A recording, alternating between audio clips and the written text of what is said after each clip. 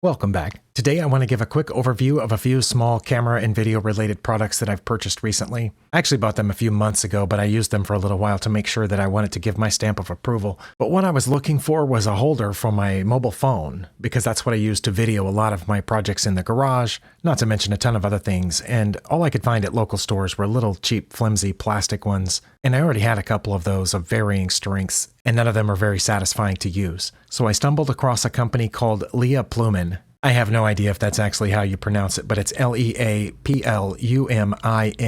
It looks like Leaplumin or Leaplumin. And the first thing I bought from them was this little holder for a mobile phone.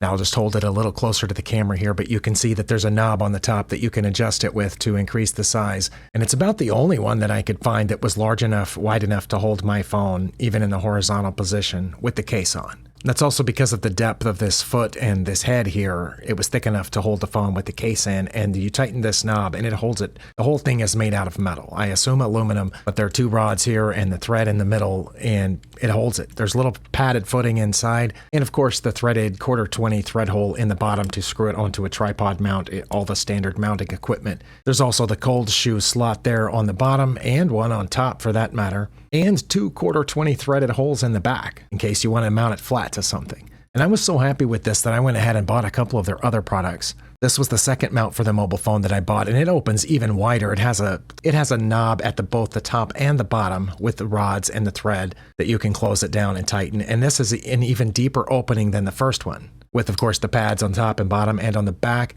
This one comes with the additional knob on the back, so even after it's mounted to a tripod, you can make micro adjustments to the positioning here, and it has threaded holes all over it, so there's any number of mounting configurations that you can come up with. And again, it's made entirely out of metal except for those little pads. Been very happy with this. This is what I've been using to film all my workshop footage over the last few months. This was mounted on just a light stand, not even a tripod, but again, this knob here allows all kinds of adjustments, not only leveling, but back and forth, tilting up and down, and it tightens really easily. It's not one of those tiny knobs you can't get your fingers around. I also bought from them this tiny little ball head, which is sturdier than the other tiny ball heads that I've found from other companies. There's one knob that allows rotation around this base, which has degree markings on it in case you want to make precise degree changes.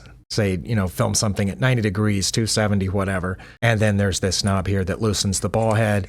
And when you tighten that, there's the knob here that helps you to screw this into the 1/4-20 thread on the back of your camera or one of those phone holders.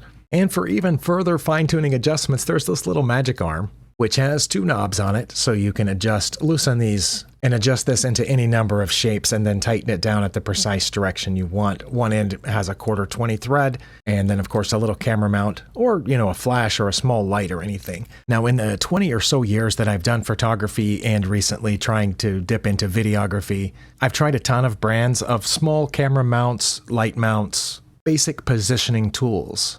And these are some of the most well-made, solid, easy-to-use products that I've ever come across. So I hope this brand does well. And if you're looking for these sort of products, feel free to take a look. I'm going to stop talking now and just end this video with some of the random unboxing footage that I have of these products. And I'll see you next time. Thank you for watching.